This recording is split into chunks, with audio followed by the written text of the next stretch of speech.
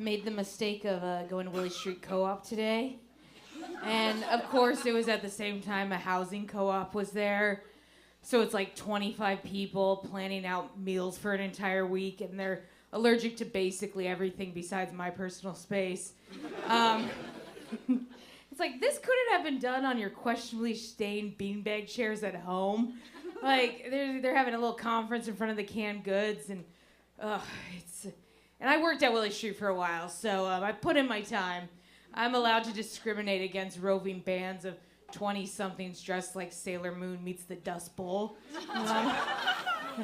And when I worked there, I saw quite a few summer camp groups come in for tours of the co-op. Recreation departments must be really scraping the bottom of the barrel these days, but I guess when I was growing up, we did go to the post office for a field trip, but we didn't make it further than the lobby and P.O. boxes.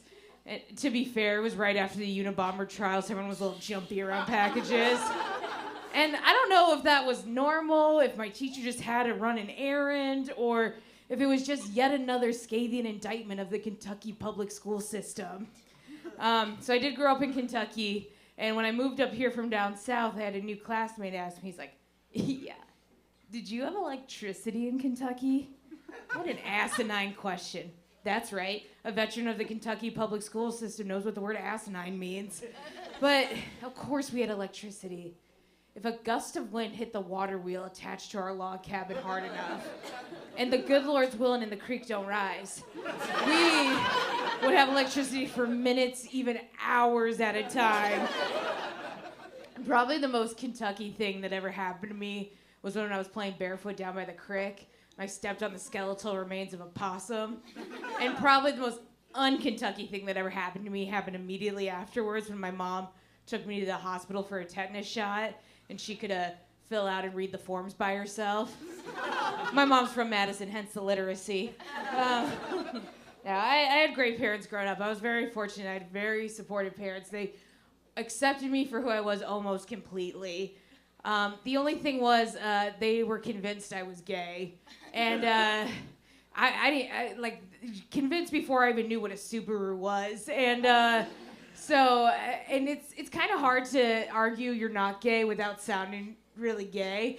And but it's my parents fought about everything. But this was like the one thing they had in common. Like when they got married, the clergy of their Catholic church begged them not to.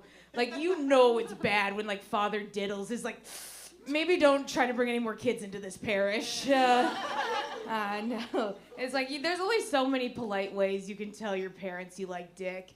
And so showing, once again, straight white people are the most persecuted group in America.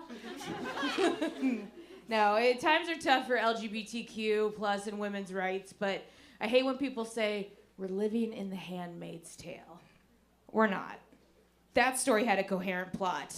Also, I don't think they had to, like, pay for their hospital stay when they got a body part removed for punishment. Socialized healthcare in Gilead. Now, soon enough, the only way to get an abortion in Wisconsin will be to go a roving in the North Woods. You look for a woman, a matronly woman in a cloak. She's carrying a basket of medicinal herbs and plants, and they have a 76% or so chance of just killing you outright. But beggars can't be choosers, am I right, ladies?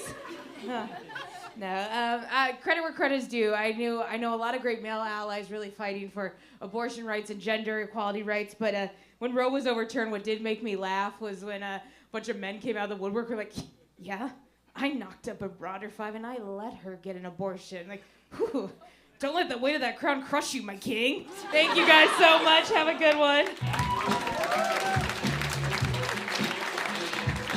Lizzie!